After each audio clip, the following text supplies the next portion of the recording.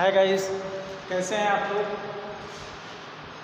Lockdown में आप लोगों को ऑनलाइन क्लासेस की सुविधा प्रदान कर दी गई है, जिसका आप लोग घर बैठे इसका उपयोग करिए और लर्निंग करिए। आज बीटीसी के फर्स्ट चैप्टर में हम आपको आज फर्स्ट चैप्टर में जो भी टॉपिक है उसका आज कुछ अंश आपको पढ़ाएंगे। देखिए, फर्स्ट यूनिट का फर्स्ट चैप्टर क्या है आपका, थ्योरेटिकल एस्पेक्ट।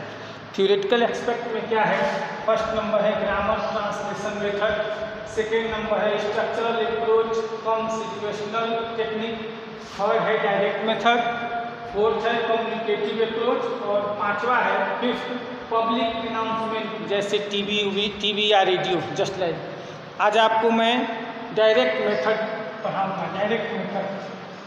डायरेक्ट मेथड किसे कहते हैं, पहले इसके बारे में जान लिया जाए।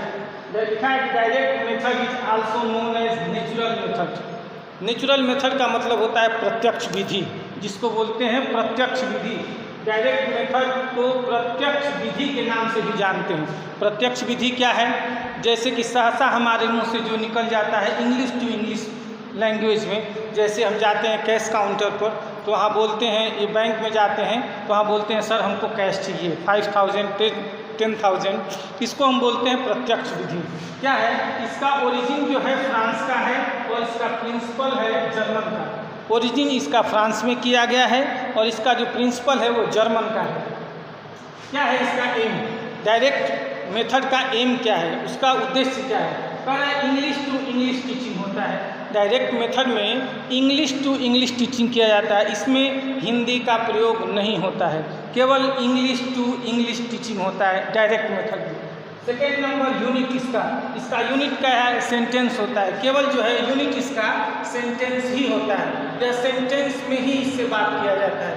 इसका मेथड क्या है, इंडक्टिव मेथड। इंडक्टिव मेथड का मतलब क्या होता है, आगमन विधि।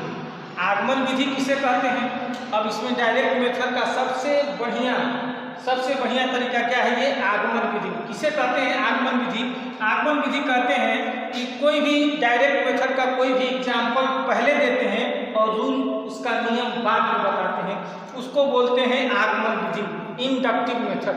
आगमन विधि में जो भी हम सवाल करते हैं, जो भी हम नियम बताते हैं, उसको पहले उसका एग्जाम्पल देते हैं, उसका उदाहरण हम पहले पेश करते हैं, फिर उसके बाद उसका रूल बताते हैं कि यह रूल इस एग्जाम्पल पर कैसे लागू होगा।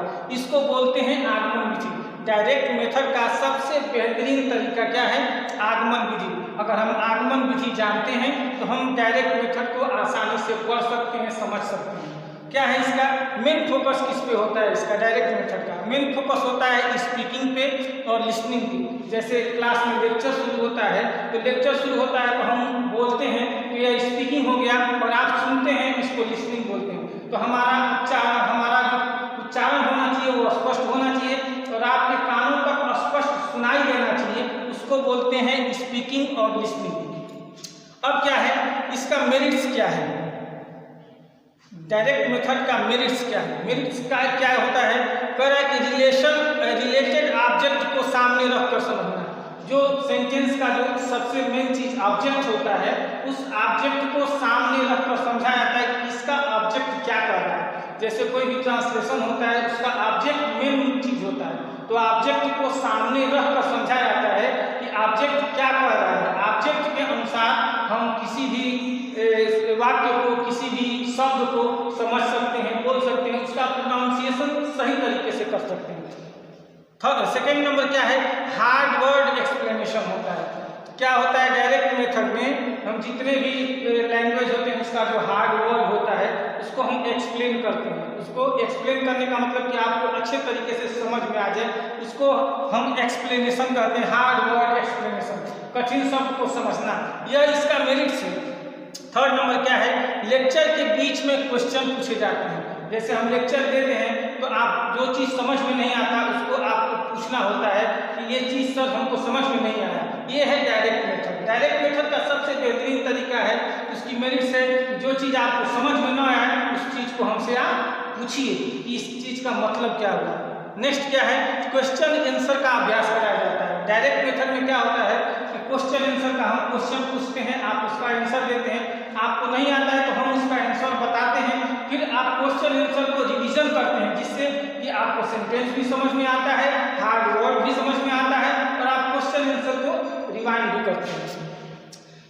नेक्स्ट क्या है, क्वेश्चन आंसर का अभ्यास कराया जाता है और इसका ये सबसे जरूरी चीज़ है, जोर से पढ़ाया जाता है। क्लास में किसी भी कठिन शब्द को अगर नहीं आता है तो उसको बार बार रिपीट किया जाता है जिससे कि उसका प्रोनाउंसिएशन आप सही करें।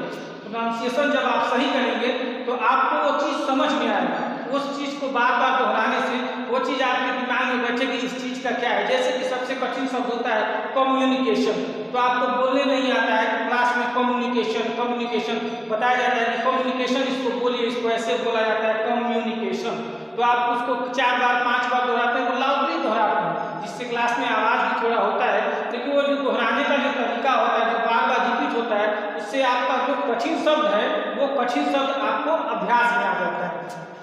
नेक्स्ट क्या है, इसके डिमेरिट्स क्या है। अब इसके डिमेरिट्स देखिए, कह रहा है कि रीडिंग और राइटिंग पर फोकस नहीं होता है। डायरेक्ट मेथड में केवल हम सुनते हैं और बोलते हैं, लिखते हैं और पढ़ते हैं, यह नहीं हो पाता है, इसलिए थोड़ा सा वीक पॉइंट हो जाता है कि रीडिंग और राइटिंग नहीं हो पाता है डायरेक्ट मेथड में। नेक्स्ट क्या है, ग्रामर नहीं होता, उसमें ग्रामर नहीं होता है डायरेक्ट मेथड में। आप जिस भाषा पर, हम क्या बोलते हैं, प्रत्यक्ष विधि है कि यह ऐसी विधि है जो आप डायरेक्ट बोल सकते हैं, लेकिन इसमें ग्रामर का यूज बहुत कम होता है, 9 के बराबर होता है। नेक्स्ट क्या है, ट्रांसलेट इंग्लिश टू इंग्लिश, इसमें ट्रांसलेट इंग्लिश टू इंग्लिश किया जाता है, हिंदी का प्रयोग नहीं किया जाता है। इससे एक और डिमेरिट्स है कि क्लास में ज़्यादा शोरगुल होता है, क्योंकि सब बच्चे जब लाउडली बोलते हैं तो वो शोरगुल से थोड़ा सा माहौल गड़बड़ हो जाता है, ये इसकी डिमेरिट्स है। तो आज आपने पढ़ा डायरेक्ट मेथड क्या है, कि डायरेक्ट मेथड को हम नेचुरल मेथड के भी नाम से जानते हैं। इसका ओरिजिन फ्रांस का है और प्रिंसिपल जर्मन का है। इसका एम क्या है, इंग्लिश टू इंग्लिश टीचिंग है। कह रहा है यूनिट क्या है, सेंटेंस का, इसका सेंटेंस यूनिट होता है।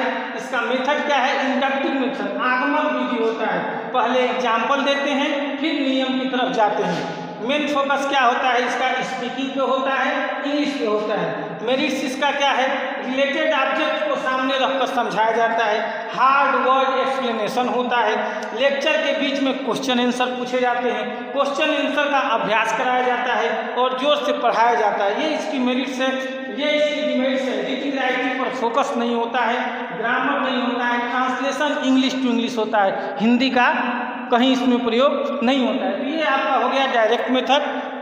कैसा लगा आपको पढ़ के, इसको बताइएगा, लाइक कीजिएगा, सब्सक्राइब कीजिएगा, अगर अच्छा लगे तो। Thank you.